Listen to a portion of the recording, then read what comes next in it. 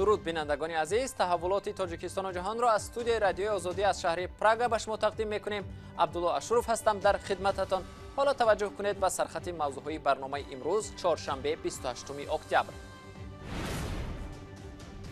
صدها جوان تاجیکی با کوتا دانشگاه را ختم کردن در تاجیکستان جای کار پیدا کردن نمیتوانند. زنگ میزنیم یا مصلحت میکنیم که خیلی یک سال گذشت یکم اتویت نیومد بیکار موندیم. آب شور می نوشیم. ساکنان شهرک کانسای در ولایت سوخت از ویران شدن شبکه آبرسانی شکوه دارند. عریضه بردیم. سونی نمیدارم 3 روز بعد 4 روز به یک بار اومد باید. تحقیقات تازه در بریتانیا آشکار کرد که پاتن و یا آنتیتل های ضد کرونا ویروس در بدن انسان دیر نمی پایند.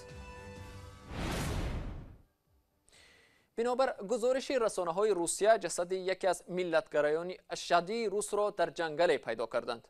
خبرگزاری‌های ریا نووستی و هم تاس روز 27 اکتبر نوشتند که جسد ارتیوم کاستیلوف را مرد هنگام زنبوروغچینی در جنگل در کنار شهر کراسنogorsk یافته است. سبب مرگ او هنوز معلوم نیست. ارتیوم کاستیلوف از شریکان نزدیک قومگرای اشدی روس ماکسیم مارچینکیویچ معروف با لقب تیسک بود. گروه این دو نفره را در قتل بیرحمانه مهاجران از جمله سر بریدن یک مهاجر تاجیک متهم می‌کنند. رامیز نسیموف که سال گذشته در برابر ده‌ها همسبقش دانشگاه اگراری تاجیکستان را ختم کرده بود میگوید جای کار پیدا کردن نمیتواند. او متخصص چارواپروری و یا زوتکنیک است و با کوتا از ناحیه دوردست راشتخاله وارد دانشگاه شده بود. مقامات محلی او را به کار نگرفتند، میگویند جای کار نیست. در تاجیکستان صدها جوان مثل رمیز با دیپلم دانشگاه کار پیدا کردن نمیتوانند. ادامه موضوع در گزارش همکارم علیشیر ظریفی. رمیز سال پیش دانشگاه اگراری را با اختصاص زوتکنیک ختم نمود، اما نه در محل زیست و نه در جای دیگر نمیتواند کار پیدا کند. از دانشگاه روخت هم دارد، اما جای او را قبول نمیکند. بعد 4 سال روخت دادن که برای نویه در خیلی کار رفتم جایه در برای کار خیلی جای کار نشید. نه میگه جای کار نیست و خیلی شود بعد زنگ میزنیم یا گاه میزنیم شود جای کار زنگ میزنیم یا مصلحت میکنیم که خیلی یک سال گذشت یکم اتویت نیومد بیکار موندیم. از بس که کار نیافت رو به کارهای دیگر آورد. حالا نگرانی این جوان 23 ساله از آن است که اگر تا 3 سال دیگر در زادگاهش از روی اختصاص کار نکند دانشگاه دیپلمش را نمیدهد. من خودم در باور داشتم که همین خیلی کسب خودم در کار کردن میتونم اومدم دانشگاه را خوندم.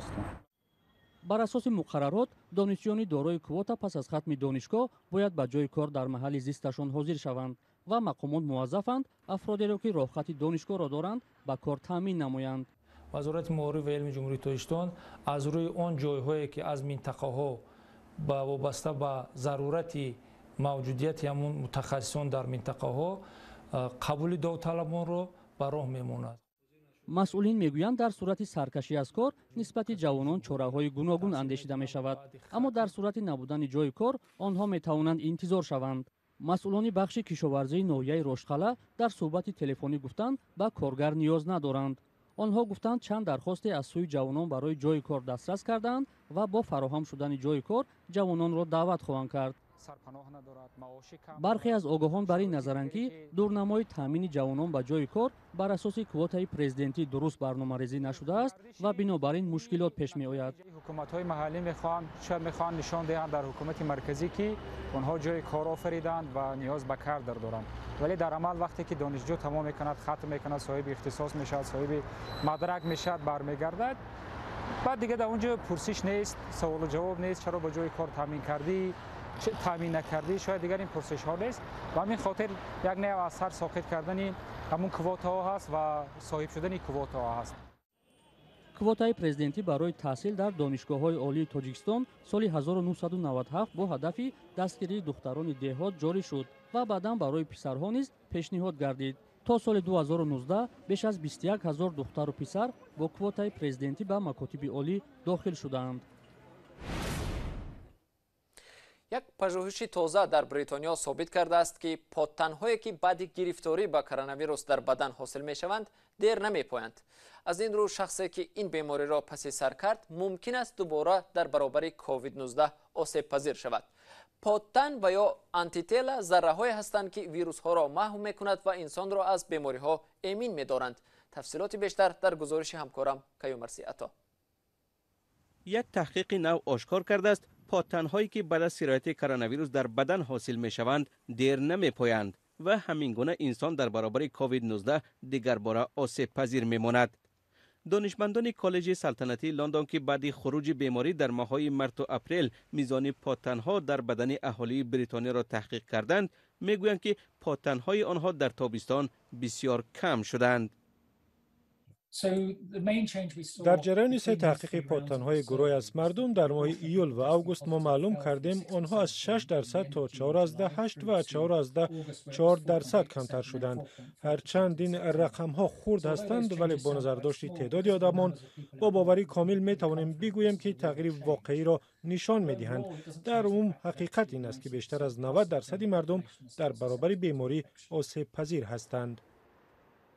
خبری مذکور در زمان است که در بسیاری از گوشه‌های جهان سرایت کرونا ویروس نو سرعت گرفته است. تحقیق دانشمندان بریتانیا را همکاران دیگرشان حالا ارزیابی نکردند و مسئولیت از کرونا ویروس نیز هنوز تحقیق نشده و مسئله پیچیده میماند. عین زمان پژوهشگران میگویند که تجربه ها با کرونا ویروس های پیشینه نشان میدهد که مسئولیت بدن در برابر آنها دیر دوام نمیکند. ایمونیتت و یا مسئولیت آنهایی که بعد آزمایش بیماریشان معلوم شده است در مقایسه با مسئولیت آنهایی که علامت‌های بیماری را نداشتند قوی تر مانده است. اما میزان پادتن‌هایی که کارمندان طبی و طبیبان داشتند تغییر نکرده است و سببش هم شاید سرایت به تکرار ویروس باشد. عین نتیجه ها را تحقیقات دیگر از جمله در آلمان نشان داده است که بسیاری از مردم در محله‌های اکثرا آسیب دیده از ویروس پادتن به ضد بیماری نداشتند و سببش هم از بین رفتن تدریجی پادتن‌ها بوده است. بیننده ارجمند تا این لحظه برنامه ما درباره مرگ قومگرای مهاجر آزار در روسیه، مشکل بیکاری ختم کنندگان دانشگاه‌ها در تاجیکستان گزارش دادیم. در ادامه برنامه از بی‌آبی ساکنان در شهرک کانسوی در ولایت سوخت و حل شدن مشکل مادر سرباز پس از یک گزارش رادیوی آزادی خواهیم گفت. حالا یک آگاهی است و سپس برنامه را ادامه می‌دهیم.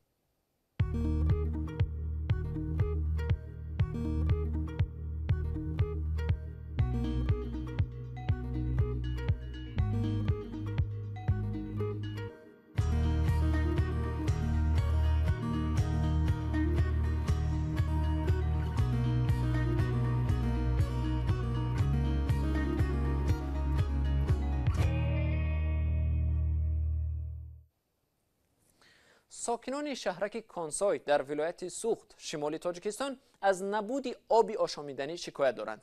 کانسوی در شهر گلستان قیراقم سابق واقع است که از قلمروش رود بزرگ سیر می‌گذرد و هم آبانبار قیراقم در آن واقع است. چرا آب رود سیر تا به منزل ساکنان کانسوی نمی‌رسد؟ فرزان محمدی شرح می‌دهد. ساکنان برخی از محله‌های شهرک کانسوی چند ماه است از نبود آب نوشاکی تنقیصی می‌کشند.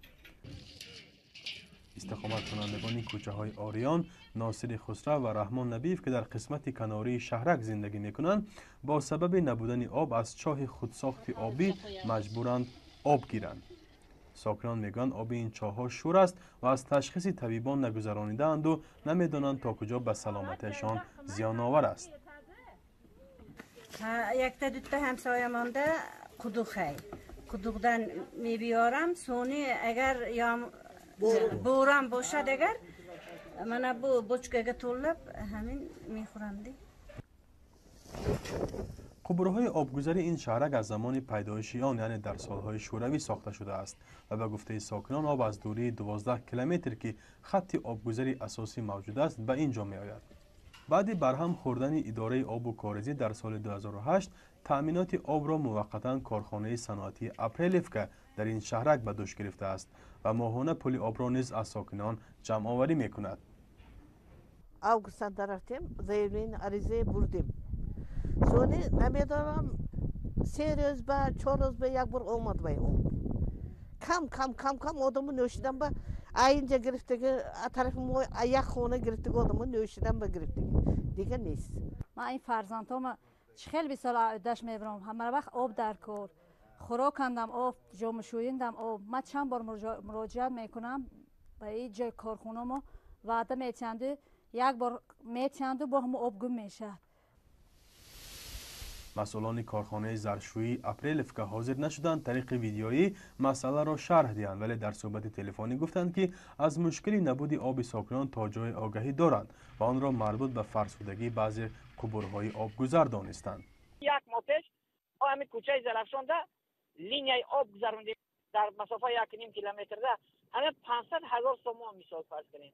سال گذشته حساب مبلغ‌های گردشی کارخانه فقط برای تامینات اهالی 1 کیلومتر 600 متر کوه به اساس بیچی آب گذرانده به مردم دادیم.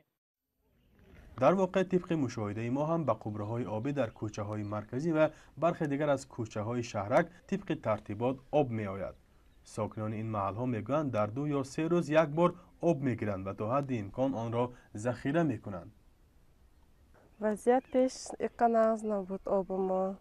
حاضر خیلی نقص شد همش آب ما هم با خیلی عمداست. در شهرک کانسای نزدیک 6,000 نفر اهالی زندگی می‌کنند و برای بیشتری آنها اپریلفکا جای کار است. مقامات در شهر کولوب تاجیکستان برای مادر سربازی که در عملیات ضد گنرال آشوبگر محمود خدایبردیف کشته شده بود خانه نو ساختند. منزل مریمبی نظریه چند سال پیش در نتیجه سیل نیمه ویران و صدموی شده بود. رادیو آزادی درباره مشکلی مادر سرباز قبلا گزارش داد و خودش میگوید که بعد این مقامات به دادش رسیدند. گزارشی همکارمان محمود جان رحمتزاده از خانه نوساخت مریمبی از شهر کولوب. مریمبی نظریه ساکنی 71 ساله شهر کولوب تا 8 ماه پیش در خانه صدموی به سر میبرد. بعد یک گزارش رادیو آزادی مقامات به مریمبی نظریه خانه ساخته دادند. من همین رادیو آزادی را شنویدم، بعد خیلی داو کردم، شما را هم یافتم. 21 سالی که من داو کردم در مبین به نظرم که یک روز گذشت. در دوام 21 سال من یگان کس مرا گوش نکرد، مثال یاردمم نکرد. تا نشر گزارش مریمبی نظریه و نامه ها و اردن شرف پسر قربانیش در دست پشت در مقامات را 20 سال گشته است. پسرش دلشاد سفروف سرباز گواردیای پرزیدنتی ماه نوامبر سال 1998 در آشوبی محمود خدایبردیف در شمال تاجیکستان کشته شد. پس از مرگ پسر مریمبی در یکی از آبخیزی منزل زیستی خانواده نیمه ویران شد و کمک خواهی مریمبی از مقامات برای تعمیر خانه آغاز یافت. ساختمان خانه نوی مریمبی نظریه و ماهی پیش انجام شده است. حالا او در خانه های نو ساخت زندگی می کند. اما شکایت دارد که خانه‌اش را تا آخر تعمیر نکردند و یخدان تلویزیونی کهنه‌اش آورده دادند. خلادلنیکای نمیجاش کمتر کار میکنه، ایجاش تماما کار نمیکنه. گرم میسته، ایدامی بولو کمترک خنک میسته. خیلی خلادلنیک هم یک مو یکنیم و گویا که کار فرمودیم که ایجاش کار کرد، ایجا که کار نکرده. دیگه کشتیمش، گفتیم خیلی ویرانه چی در دورت دیگه نمیدونیمش. اینم تستودگی خلادلنیک است. در شهرداری کولوب گفتند که ساختمان خانه او را مقامات به انجام نرسانده است.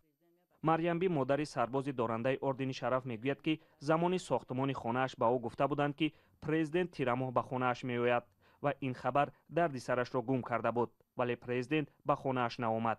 حالا او میگوید که با وجود نآمدن پرزیدنت به خانه‌اش و کمبود بودن در ساختمان شکرانه میکند که بعد 20 سال از خانه صدموی خلاص شد و خانه نوش ساخته دادند.